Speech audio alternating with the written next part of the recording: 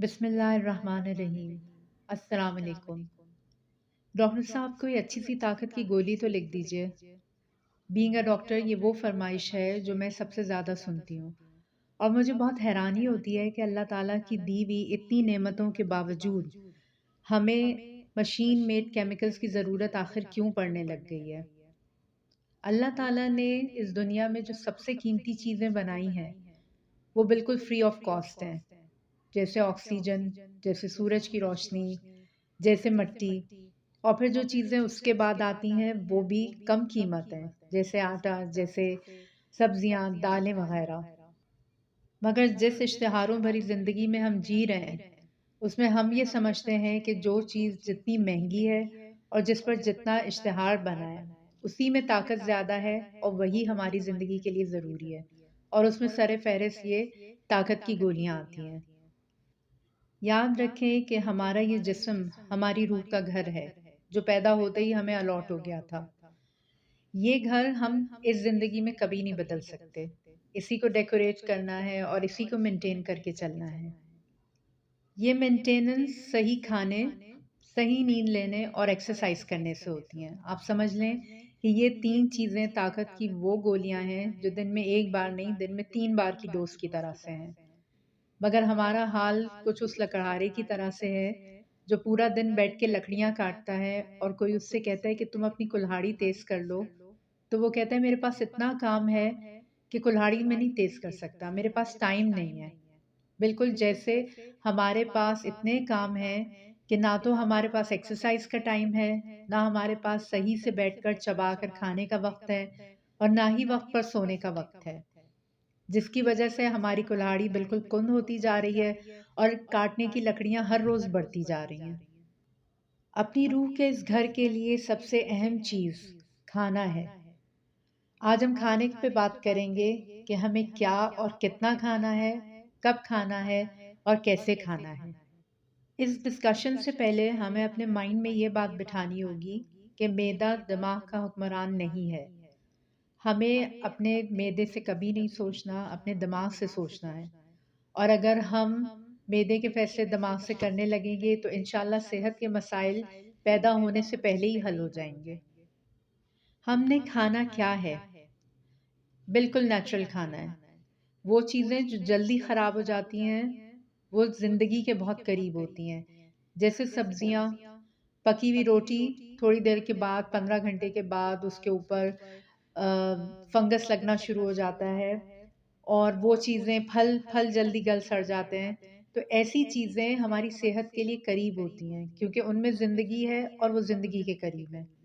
जबकि उसके बरक्स जो चीज़ें शेल्फ लाइफ जिनकी ज़्यादा होती है, जिनकी एक्सपायरी डेट्स बहुत ज़्यादा होती हैं, वो हमारी सेहत के लिए बहुत नुकसानदेह हैं। मसलन बिस्किट्स, नूडल्स, केचप्स, ये सारी चीज़ें सालों महफूज की जा सकती हैं और ये हमारी सेहत के लिए बहुत बुरी हैं। लेकिन इस कैटेगरी में अनाज और दालें शामिल नहीं हैं क्योंकि उनकी शेल्फ लाइफ ज़ाहिर है वो खुश्क आइटम है, तो वो सेफ रहते हैं लंबे अरसे के लिए और वो हमारी सेहत के लिए बिल्कुल ठीक हैं।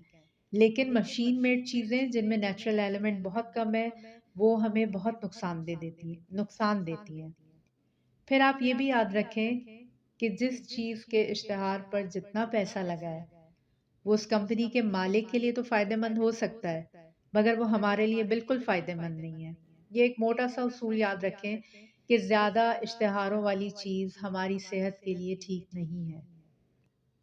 3 सफ़ेद अपनी ज़िंदगी से निकाल दें या बहुत कम कर दें। मैदा, नमक और चीनी। चीनी तो बिल्कुल ख़त्म कर दीजिए। अगर आपको डालनी भी है तो कोशिश करें कि उसकी जगह पे गुड़ इस्तेमाल करें।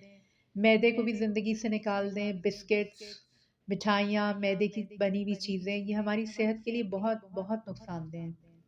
होल व्हीट यानी मुकम्मल गंदम से बनी हुई जितनी चीज़ें होती हैं वो हमारी सेहत के लिए बहुत ज़रूरी हैं, जिसमें फ़ाइबर यानी छान शामिल हो। और नमक को भी खानों में कम करना हमें न सिर्फ ब्लड प्रेशर से बचाता है, बल्कि हमारे मिजाज को भी बहुत कंट्रोल करता है। एक आदत जो हमारे कल्चर में बहुत कॉमन है वो ये है कि खाने के बाद चाय पी जाती है।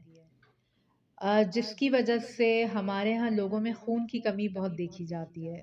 चाय में एक एलिमेंट होता है जो अगर खाने के साथ हम ले लें तो वो खाने में मौजूद आयरन को एब्जॉर्ब नहीं होने देता, और आयरन यानी फौलाद खून बनाने के लिए बहुत ज़रूरी है। इसलिए खाने के फ़ौरन बाद चाय पीना सेहत के लिए बहुत नुकसानदेह है। अगर किसी को चाय पीने की इतनी ही आदत है तो उसको कम से कम भी 1 से डेढ़ घंटे का वक़्फ़ा उसमें देना चाहिए। फिर हमें खाना कितना है? हमें सुन्नत ने बता दिया कि हमें अपनी भूख का तीसरा हिस्सा खाना है।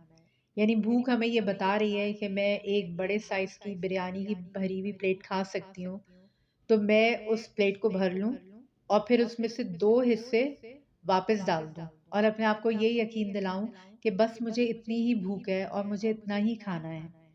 ऐसा करने से देखने में मेरी नीयत भी एक तरह से उसको भी सैटिस्फैक्शन हो जाएगी कि मैंने प्लेट में डाल लिया था, और फिर निकालने के बाद मुझे पता है कि मुझे सुन्नत पर अमल करना है और अपने मैदे का 2/3 हिस्सा यानी 3 में से 2 हिस्सों को खाली रखना है। खाने से पहले पानी पीना है, खाने के दरमियान बहुत ज़रूरत पड़ने पर, और खाने के बाद पानी बिल्कुल नहीं पीना, क्योंकि ये खाने के एब्ज़ॉर्प्शन के अमल को या हज़म होने के अमल को बहुत स्लो कर देता है। अब दूसरी अहम बात ये है कि खाना कब है।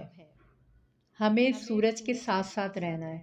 हमें पहला खाना सूरज निकलते ही और आखिरी सूरज ग़ुरूब होते ही खा लेना है। मगर सुनने वालों को ये बात बिल्कुल एक ऐसी बात लगती है जैसे कोई क़ब्ल अज़ मसीह की बात की जा रही हो। क्योंकि हमारा कल्चर, हमारा रहन-सहन, उसमें शाम की चाय का टाइम होता है, सूरज ग़ुरूब होते ही। रात का खाना तो आजकल 10 बजे से पहले कम से कम भी कोई नहीं खा रहा।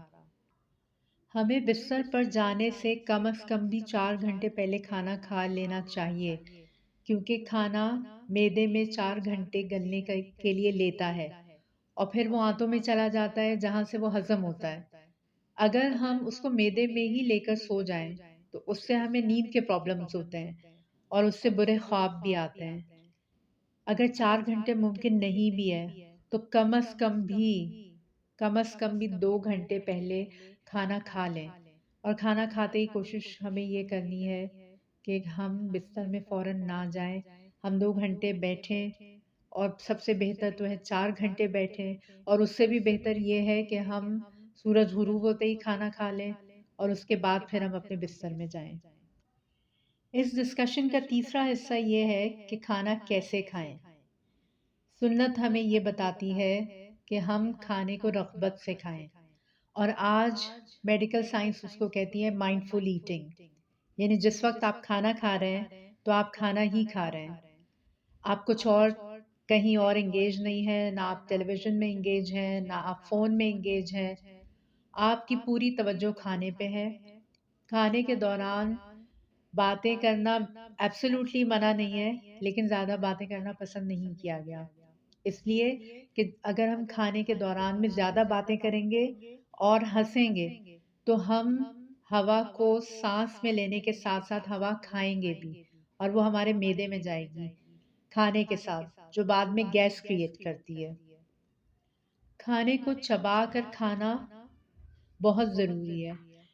इसलिए कि हमें भूख उस वक़्त लगती है जब हमारे जिस्म के अंदर ग्लूकोज़ के लेवल्स कम हो रहे होते हैं। यानी जैसे ही ग्लूकोज़ कम होता है, हमारे दिमाग को सिग्नल जाता है कि हमें भूख लग रही है। जब हम खाना शुरू करते हैं तो सिर्फ़ शुगर ऐसी चीज़ है जो हमारे मुँह में जज़्ब होती है, जबकि प्रोटीन, फैट्स, बाकी सब चीज़ें आंतों में जज़्ब होती हैं। शुगर का कुछ हिस्सा हमारे मुँह में जज़्ब हो जाता है। जब खाना देर तक हमारे मुँह में रहता है, शुगर जज़्ब हो जाती है, तो हमारे दिमाग को जल्दी ये सिग्नल मिल जाता है कि पेट भर चुका है और खाना कम कर दीजिए। तो ये चबाकर खाना हमारी डाइटिंग के लिए और हमारे पोषण कंट्रोल के लिए, यानी कम खाने के लिए बहुत ज़्यादा ज़रूरी है। अगर हम मुकम्मल तौर पर सही से चबाकर खाना खाएँ, तो हमें एक खाना खाने में कम से कम 25 से 30 मिनट लगेंगे, और लकड़हारे की तरह यही वाला टाइम हमारे पास नहीं है। खाने के इन तरीकों के साथ जो एक बहुत बड़ा मसला आजकल के बच्चों के साथ और बच्चों से ज़्यादा उनकी माँओं के साथ दरपेश है, वो ये है कि मेरा बच्चा खाना नहीं खाता। इसके लिए ज़हन में एक बात रखें हमेशा कि इंसान का बच्चा है, तो वो खाना खाएगा। इसलिए कि वो ये सॉफ्टवेयर लेके आया है कि जब भूख लगती है, तो खाना खाते हैं। और उसके अंदर ये प्रोग्रामिंग हुई भी है कि जब उसके ग्लूकोज़ लेवल्स डाउन जाएँगे, तो वो भूख के लिए रोएगा। अब माँओं की गलती ये है कि वो बिस्किट, टॉफ़ी और भरे हुए फ़ीडर को ग़िज़ा नहीं समझती। वो चाहती हैं कि अभी अगर बिस्किट का 1 पैकेट बच्चे ने पूरा खाया है, तो इसके 1 घंटे के बाद वो पूरी 1 रोटी भी खा ले। ऐसा मुमकिन नहीं है, उसका ग्लूकोज़ लेवल अगर अचीव हो चुका है, तो फिर वो रोटी नहीं खाएगा। और बार-बार ज़िद करने से उसे उससे बिल्कुल एक मुकम्मल तौर पे नफ़रत सी पैदा हो जाएगी। बेहतर ये होगा कि हम उनके सॉफ्टवेयर में अपनी प्रोग्रामिंग डालने की कोशिश ना करें, खाने को खाने के औकात में दें, सही वक़्त पे सही खाना दें और एक्स्ट्रा शुगर से उनकी भूख को ख़त्म ना करें। दूसरा मसला चूज़िंग का भी है कि बच्चे हर घर में ही सुनने को मिलता है कि बच्चा ये नहीं खाता, सब्जियाँ नहीं खाता, ये हर घर का प्रॉब्लम है और ये प्रॉब्लम सिर्फ़ अल्टरनेट होने की वजह से है। अगर इंसान को सच्ची भूख लगी होगी, तो वो घास भी खाएगा। अगर बच्चा कह रहा है कि मैं ये नहीं खाता हूँ, तो आप उसको ना दें। वो कितनी देर नहीं खाएगा? वो 1 दिन नहीं खाएगा, वो 2 दिन नहीं खाएगा। इंसान खाता है और भूख लगने पर सब कुछ खा सकता है। इसलिए इस मसले को डॉक्टरों तक ले जाने के लिए या इसको मेडिकल इश्यू बनाने की ज़रूरत बिल्कुल भी नहीं है। ये मसला सिर्फ़ थोड़ी-सी तवज्जो और बच्चों को अल्टरनेट ना देने से ही हल हो जाता है। तो ये खाने की वो छोटी-छोटी चीज़ें हैं और अगर हम अपने खाने की आदत को ही दुरुस्त कर लें, हमारे जिस्म की सेहत ही मेंटेन हो जाए, तो हम खैर के कामों से जुड़ने में बहुत आसानी महसूस करेंगे। और ताकत की दवाओं के हवाले से मैं ये कहूँगी कि ये हमें सिर्फ़ उस वक़्त चाहिए होती हैं जब हम किसी इमरजेंसी सिचुएशन में हैं, खाने की कंडीशन में नहीं हैं या खुदा न ख़ास्ता कोई बड़ी बीमारी से लड़कर वापस आया है और ग़िज़ा से अभी उसकी कमी फ़ौरी तौर पर पूरी नहीं हो सकती, तो उसको हम केमिकल सपोर्ट दे सकते हैं। अपनी ग़िज़ा को दुरुस्त करें, अपने ग़िज़ा के औकात को दुरुस्त करें और चबा कर खाइए। खुश रहिए, खुश रहने दीजिए।